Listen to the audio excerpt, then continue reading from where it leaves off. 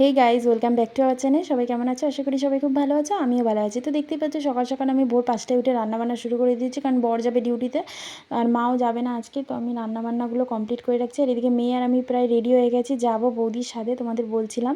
তো প্রচণ্ড গরম পড়েছিল, তো চলো যাওয়া যাক, সেটাই বলছিলাম। তো এবার রেডি হয়ে নিয়ে চলে এসেছি বৌদির বাড়িতে। আর এই দেখতে পাচ্ছ বৌদি কিন্তু সকাল সকাল আলতা পরে নিচ্ছে।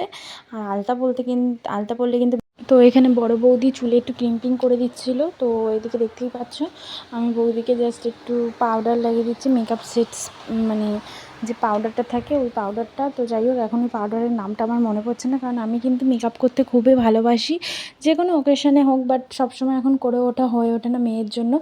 আর এই যে দেখতে পাচ্ছ গল্প করছি, এটা আমারও ফ্রেন্ড, আমার বৌদিরও ফ্রেন্ড। তো যাই হোক, তো এবার দেখতেই পাচ্ছ বৌদিকে একটু করে দিচ্ছে। আর বৌদি কিন্তু বেস মেকআপটা নিজেই করেছে। তো এখানে মেকআপ করতে করতে বৌদির সাথে একটু টুকিটাকি গল্প করছিলাম। আর আমার সাথে কিন্তু বৌদির বিয়ের আগের দিয়ে পরিচয়, যেটা তোমাদের আগের ভিডিওতে বলেছিলাম। আর আমি কিন্তু বৌদিকে বৌদি বলি না, বুলটিদি বলে রাখি। তো যাই হোক, ওটা হয়তো কোনো দিনও এখনও চেঞ্জ হবে না। তো যাই হোক, দেখতেই পাচ্ছ এইদিকে একটু করে নিচ্ছি, কারণ এই পাউডারটা না একটু কম পরিমাণে হয়তো ছিল, আর আমি অতটা সেইভাবে পারিও না, তোমরা জানোই। তো তাই একটু টুকটুক করে গল্প করতে করতে পরে নিচ্ছি। আর এদিকে বৌদি বলছিল, বোন তুমি সিঁদুর পরোনি? আমি বলছি সিঁদুর পরিনি? কী বলছো? তারপরে সত্যি ফোনের ক্যামেরার দিকে তাকিয়ে দেখি কি, হ্যাঁ সত্যি তো আমি পরিনি। মানে এত তাড়াহুড়ো করে রেডি হয়ে আমি বেরিয়েছি একা একা, না মানে আমি সিরিয়াসলি কী করেছি এই জিনিসটা ভুলে গেলাম, ভগবানই জানে। তো যাই হোক, ওখান থেকে বৌদির সিঁদুর নিয়ে আমি পরে নিয়েছিলাম। আর এই যে দেখতে পাচ্ছ বৌদি কিন্তু মেকআপ সেট স্প্রে দিয়ে দিচ্ছে। আর এদিকে আমি বৌদির চুলটা মানে বেঁধে দেবো। আমি কিন্তু এর আগে কারুর এরকম এত সুন্দর করে চুলে খোপা বা কিছু করিনি, আমি একা একাই করি নিজের চুলের ইটা নেওয়া যায়, কিন্তু ভয় লাগে অন্যের চুলে। যাই হোক, তো সেটা পরের কথা। বৌদি যেহেতু আমাকে একটা বড় দায়িত্ব দিয়েছে তাকে সাজানোর, তো যেহেতু আমি হবু পুচকুর পিমনি বলে কথা, তো আমার তো একটু চেষ্টা করতে হবে না। তো এইদিকে দেখতেই পাচ্ছ দুটো পুচকু ওইদিকে ঘুরফির করছে বুনুকে খোঁজার জন্য, একজন খাচ্ছে আর একজন ঘুরে বেড়াচ্ছে, মানে ওদের দুষ্টুমির সীমা অন্তই নেই। ওর যেটার হাতে খাবার ছিল ওটা কিন্তু এই যে বৌদিকে সাজাচ্ছি তার জায়ের মেয়ে। আর আরেকটা যে পুচকু ছিল যেটা ঘরে ঢুকলো, ওটা হচ্ছে আমাদের বড় মাসির ঘরের নাতনি। তো দেখতেই পাচ্ছ আমি এদিকে বৌদির চুলটা হালকা একটু পাফ করব, আর সামনের দিকে কিন্তু ক্রিম্পিং করাই আছে। তো আমি বৌদিকে বলছিলাম আগে এই সাইডটা করি, তারপরে আমি ওই সাইডটা করব। আর গরমে এই শাড়িটা পরে আমার যা অবস্থা, মানে পাগল পাগল অবস্থা। আমি যে কেন একটা নাইটি নিয়ে যাইনি, আর কেন যে এই ফুল হাতা মতো ব্লাউজটা পরে গেলাম, ভগবান জানে। তো দেখতেই পাচ্ছ ওইদিকে আমি বৌদিকে বোঝাচ্ছিলাম যে কোন দিকে মুখ করে খেতে বসবা না বসবা, কারণ পূর্ব দিকে মুখ করে বসতে হয়, আমি তো তাই জানি। তো যাই হোক, আমি বৌদিকে চুলটা হালকা একটু পাফ করে নিচ্ছি। আমি বলছিলাম দেখে নাও আয়নায় যে কেমন লাগছে, পাফটা তাহলে এরকমই রাখবো, কারণ যেহেতু আমরা পাফনার কিনিনি দু সাইডের জন্য, তাই নর্মালি আমি ফোলানোর চেষ্টা করব। আর ব্যাককম হয়তো করা যেত, কিন্তু আমি ব্যাককমটা করব না। ব্যাককম করলে চুলের আমার রিস্ক থাকে ছাড়ানোর, তো ভয় লাগে। আর ওইদিকে দেখতে পারলে আমার বড়দা ঢুকে গেছে, ওটা কিন্তু আমার নিজের দাদা। তো ও কিন্তু সকাল সকাল চলে এসেছিলো, অ্যাকচুয়ালি ও ডিউটি যাবে তাই তাড়াতাড়ি খেতে এসেছিলো। রান্নাবান্না যেহেতু প্রায় কমপ্লিট হয়ে গেছিলো। আর এদিকে দেখতেই পাচ্ছ আমি ধীরে ধীরে করে নিচ্ছি। আমি কিন্তু বৌদির হাতে এক্ষুনি চুল ধরিয়ে দেবো। আর ও ধরো একদিক দিয়ে ধরো, কারণ এত বড় চুল আমার একার দ্বারা সম্ভব হচ্ছে না।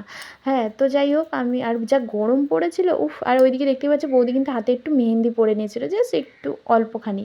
আমি আসলে হয়তো সুন্দর করে পরে দিতাম, বাট আসতে পারিনি। যাই হোক, তো এদিকে দেখতে পাচ্ছ আমি এই সামনের চুলগুলো টেনে ওটা কিন্তু পেছনে ক্লিপ দিয়ে আটকে দেবো। হ্যাঁ, কারণ ওই চুলগুলো খুব ডিস্টার্ব করছিল, এত ছোটো ছোটো চুল ডিস্টার্ব করে মাঝে মাঝে। তো দেখতেই পাচ্ছ এই যে বৌদির চুল হাতে কিন্তু আরেকটা চুল আমি ধরিয়ে দিয়েছি। আমি যে ধরো ধরো ধরো, যা গরম। আর বৌদি কিন্তু ভাবছে বুনু যে কী করছে আমার সাথে, কখন যে বুনুর কমপ্লিট হবে ভগবান জানে।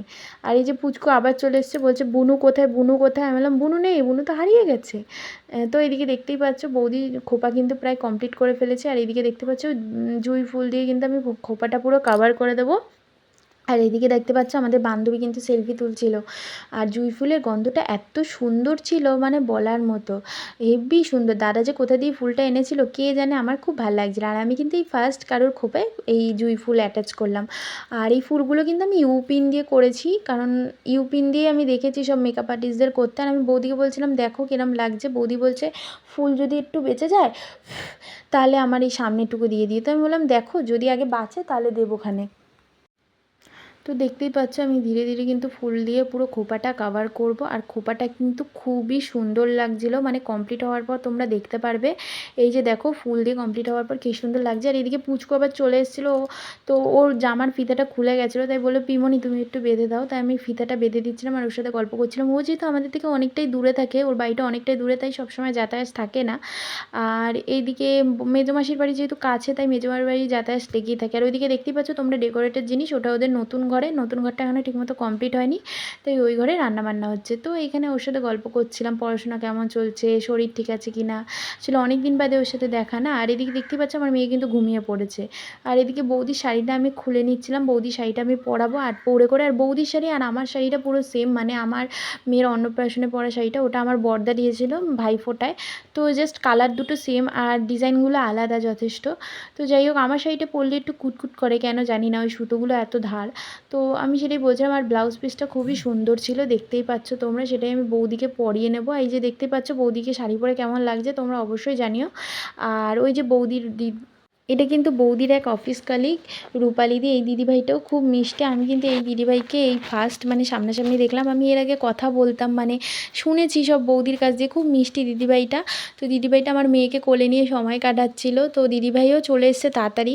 আর গরমে কি আর বলবো, দেখতেই পাচ্ছ আমার চুলের অবস্থা খুলে গেছে। আর এখানে বৌদি বলছিল এই শাড়ির পিনটা খুব ডিস্টার্ব করছে, তো আমি জাস্ট এটাই ঠিক করার চেষ্টা করছিলাম। আর বৌদিকে কিন্তু খুব মিষ্টি লাগছিল। মেকআপ এখনও আনকমপ্লিট। আর এদিকে দেখতে পাচ্ছ বৌদি মঙ্গলসূত্র তো দেখতেই পাচ্ছ আমি একটা হার নিয়ে দাঁড়িয়ে রয়েছি, এটা বৌদির মঙ্গলসূত্র। এটা কিন্তু একটা পেন্ডেন্ট ছিল, সেই পেন্ডেন্টটাকে বৌদি মঙ্গলসূত্র মানে পুঁথিগুলো চেঞ্জ করে নিয়েছে, তো সেটা আমি পরিয়ে দিয়েছি। এবার আরেকটা কী যেন বৌদি বার করছিল। আর ওইদিকে দেখছো পুচকুর সাথে আমার মেয়ে খেলছে। আর এই দেখো বৌদি পুরো রেডি হয়ে গেছে, কমপ্লিট লুক। কেমন লাগছে সবাই অবশ্যই জানিও, ঘরের মানে ঘরোয়া মেকআপ যাকে বলে। তো দেখতেই পাচ্ছ মানে বেশি কিছু পড়ানো হয়নি। আর এই যে সেই রিচুয়ালস মানে গেম বলতে পারো, মানে হেভি লাগে, মানে আমরা খুবই এক্সাইটেড ছিলাম যে বৌদি কী তুলবে।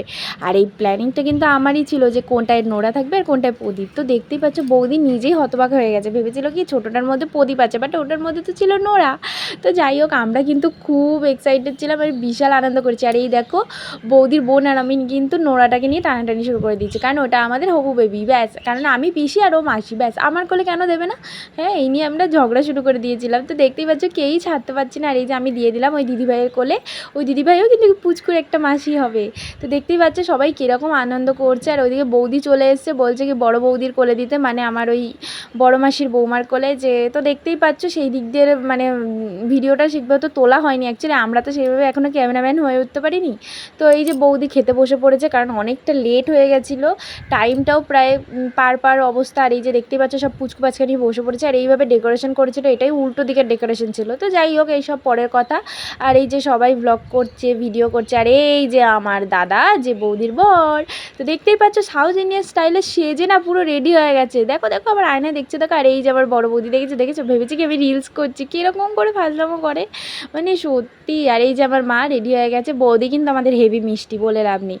তো ওই যে দেখতে পাচ্ছ এখানে বৌদিকে আশীর্বাদ করা হচ্ছে। মানে আমার কিন্তু অনেক বৌদি, তোমরা কিন্তু ভেবো ওটা কিন্তু সোনাদার বউ ছিল, সোনা বৌদি মানে বড় মাসির বৌমা। আর এই যে বৌদি স্বাদ খাচ্ছে তার বড় যা, মানে তার নিজের যা। আর এই যে একটা কেক এনেছিল ওই দিদিভাইটা, তো সেটাই কাটিং করে সেলিব্রেট করা হবে, যে বেবি শাওয়ারের যে কেকটা হয় মম টু বি। তো দেখতে পাচ্ছি এদিকে গরমে সবারই নাজেহাল অবস্থা। আর আমার মনিদাকে দেখেছো, ও এমনি বাবা হতে যাবে আর তার উপরে আরও গরম, কি কষ্ট। তো দেখতেই পাচ্ছ কি লজ্জা পাচ্ছে ও, ওকে যে আমরা করেছি। আর এই যে আমি চলে এসেছি খেতে, কারণ আমার প্রচণ্ড খিদে পেয়েছিল। আর এই যে ওদের ঘরের টাইলসটা দেখেছো কি সুন্দর। আর এই যে দেখছো সবাই খেতে কিন্তু বসে পড়েছি। এই যে আমার ছোদ্দা কিন্তু ওইটা। আর এই যে সোনু মানে যে বৌদি স্বাদ হচ্ছে তার জায়ের মেয়ে। আর এই যে আমার সেই যে বৌদি রিলসের মতো করে ভিডিও করছিল তার মেয়ে। তো দেখতেই পাচ্ছ প্রথমে ডাল পড়ে গেছে মাছের মাথা দিয়ে, লাল শাক আর আলুর চিপস, তো মাছের ঝোল আর